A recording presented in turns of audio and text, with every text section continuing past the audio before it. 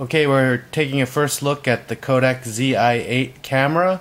It's a very nice little MPEG-4 camera, very slim profile, extremely lightweight. It has a couple of unique features and I've been playing with it. I kind of like it. I want to show you a little bit about how it works. First, the front panel pops off and that's where the battery goes in, and also it's where your serial number is located in this microscopic print if you ever need to call for tech support. Now, pop that back on and turn to the side here, and I'll turn to this side. This compartment here is the location of the slot for the SD card. And while it may look like another compartment is located right here with this ribbed area, don't pull on it, because I did and I kind of scuffed it up a little bit. It's actually part of this little gizmo here on the bottom, which is where your USB connection pops out. Okay, so it has a standard quarter 20 tripod mount. It has, let's see, on this side it has an HDMI connector, very nice, and an AV connector out, so you've got your digital and analog connectors. And you know, a really nice cool thing is you have a jack for an external microphone. Very useful. Now, one thing that I didn't understand the logic of at first was this little switch on the top, and see, maybe you could tell it has like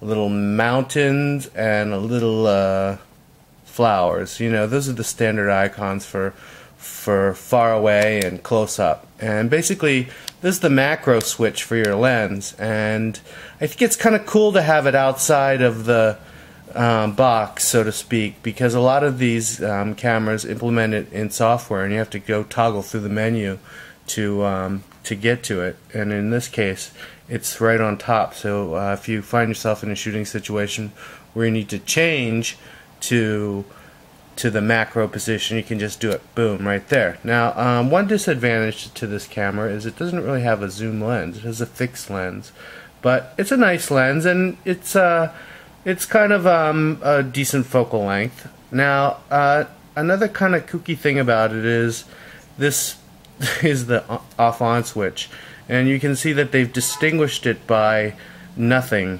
It's absolutely indistinguishable from the rest of the panel, so you just kind of have to remember where it is until you get used to it. And I think they could have made it a different color. Let me put it that way. So when you power on, you'll notice that you get the menu, and the menu is will allow you to toggle between the various formats. It does 1080p, it does 720 60 frames per second, and 720p 30 frames per second. It does WVGA, and it is a 5 megapixel still camera. So it has quite a bit of quite a few options for shooting, and I really like the 720p. That's, as you know, if you've looked at any of my other reviews, it's my favorite HD format because of the smooth motion rendition. Now, a few other features it has is the face detection for follow focus, which works pretty well. NTSC or PAL output, and also this is the mic, and right now it's showing you the levels. It's actually detecting from me talking right now. And this electronic image stabilization feature, which is kind of nice, that allows you to stabilize for shaky handheld camera. Now, one thing that's kind of a little bit reminds me a little bit of the Flip Ultra is it has some of the most important buttons out here exposed on the back panel as opposed to buried in the menus, and that's simply the play, the record, and the delete buttons. And it's kind of nice to have them, right there and accessible. So that's my little tour of the Kodak Zi8. It's a nice little camcorder, and I think you'll like it if you're looking for one.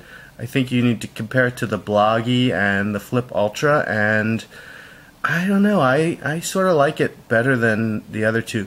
Maybe the Bloggy has a nice form factor, but there's something that's kind of appealing to me about this, and I'm not sure exactly what it is yet, but if I get a better handle on it, I'll let you know.